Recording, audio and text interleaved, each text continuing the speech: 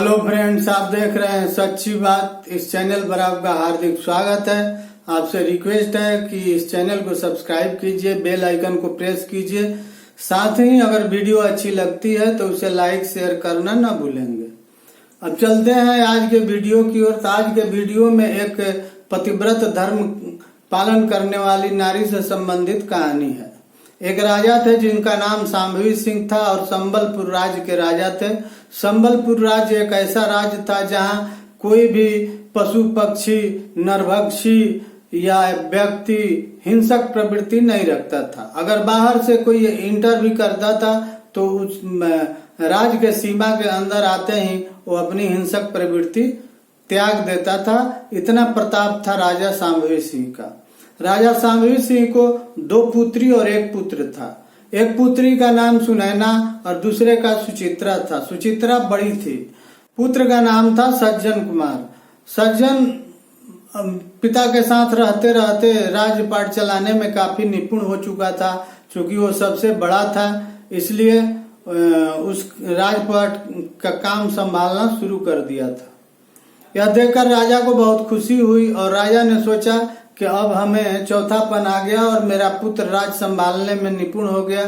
चूंकि पुत्र भी राजा की तरह प्रतापी और पूजा पाठ करने वाला था।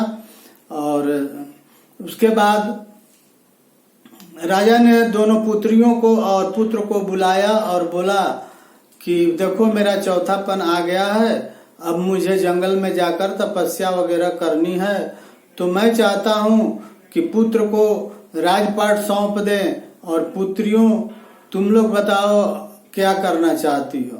बड़ी पुत्री बोली सुचित्रा कि मैं शादी करना चाहती हूँ, अपना घर बसाना चाहती हूँ।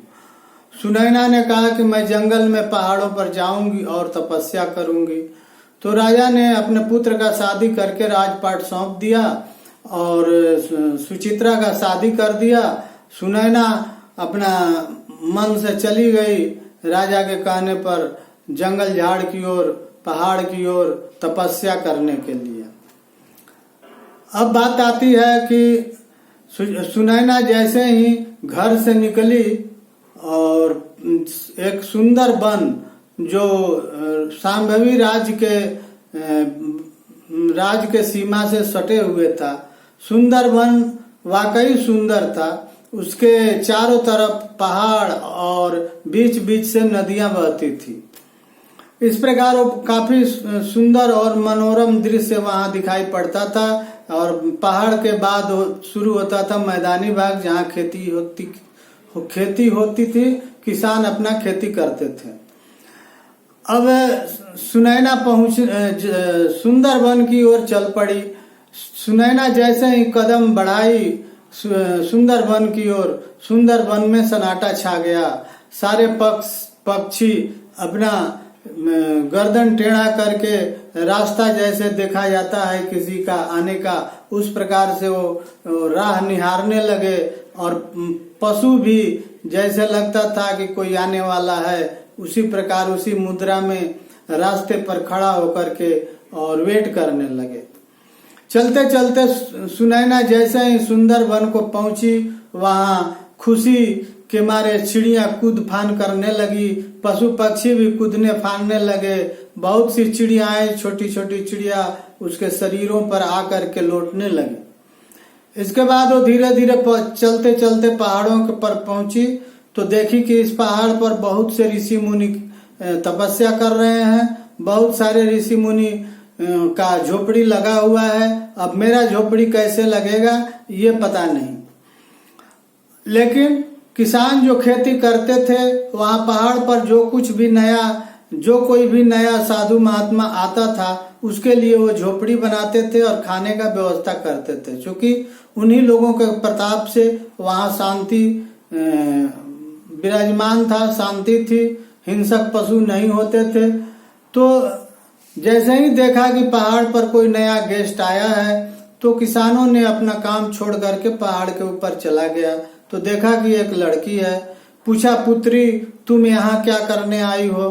पुत्री बोली कि मैं तपस्या करूंगी, मैं यहाँ तपस्या करने आई हूँ। किसानों को बड़ा आश्चर्य हुआ कि अभी तक तो हम लोग पुरुषों को देखा था तपस्या करते हुए, लेकिन अब ये लड़की भी तपस्या करेगी, तो भगवान रक्षा करे इसकी। और किसानों ने उसके लिए एक झोपड़ी बना दिया और एक किसान उसमें बड़ा दयालु था। उसने कहा कि ये हमारी बेटी के समान है, मैं इसे सुबह शाम खाना दिया करूंगा, मैं खाना लाकर पहुंचाऊंगा और यह खाना खाएगी।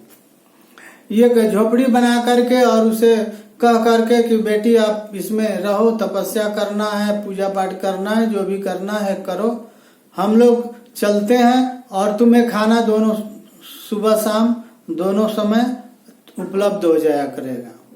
इतना कहने के बाद किसान नीचे उतर गए और वो लड़की सुनैना अपना तपस्या में बैठ गई। तपस्या में बैठ गई। उसके बगल में एक कुटिया था, झोपड़ी था, जिसमें एक साधु तपस्या कर रहा था। जब उसकी तपस्या से नींद खुली तो सामने में एक सूखा हुआ पेड़ था जिस पर एक कौवा बैठा हुआ था। उसकी नजर उस कौवे पर पड़ी तो कौवे पर जब वो ध्यान पूर्वक देखा तो कौवा जल करके राख हो गया। उसने समझा कि अब मेरी तपस्या पूरी हो गई, मुझे अब भिक्षाटन करना चाहिए, और वो भिक्षाटन के लिए निकल पड़ा। आज के कहानी में बस इतना ही। अब आगे के कहानी में फिर भिक्षाटन से आगे आप देख पाएंगे कि क्या होता है। इसी के साथ आपको वीडियो देखने के लिए बहुत बहुत धन्यवाद। जय हिंद, जय भारत।